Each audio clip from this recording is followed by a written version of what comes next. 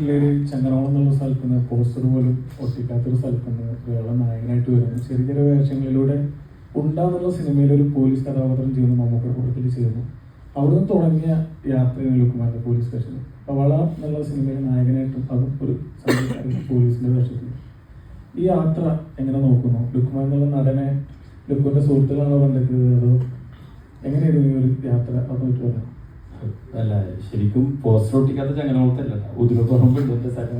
ചങ്ങനാകുളത്തിൽ ചിലപ്പോൾ എൻ്റെ ശരിക്കും സ്ഥലം ഉദിനപ്പറമ്പ് എന്ന് പറഞ്ഞ ഗ്രാമമാണ്, അവിടെ ആണ് വരുന്നത്.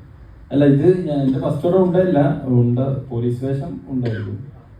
അപ്പോൾ ഇത് ഈ യാത്ര എങ്ങോട്ടൊക്കെ ചോദിച്ചാൽ അറിയില്ല, അത് ഭയങ്കര സന്തോഷമുണ്ട്. ഇങ്ങനെ നമ്മൾ അങ്ങനത്തെ സിനിമകൾക്ക് നമ്മളെ ചൂസ് ചെയ്യുന്നു, നല്ല സിനിമകൾ ഉണ്ടാകുന്നു, നല്ല സിനിമ ടീമിൻ്റെ കൂടെ വർക്ക് ചെയ്യാൻ പറ്റുന്നു എന്നുള്ളത് ഭയങ്കര സന്തോഷം. ഇങ്ങനെ പ്ലാൻ ചെയ്ത് ഓക്കെ ഇനി അങ്ങനെ വേണം, ഇനി ഇങ്ങനെ വേണം എന്നുള്ളൊരു രീതിയിലൊന്നുമല്ല.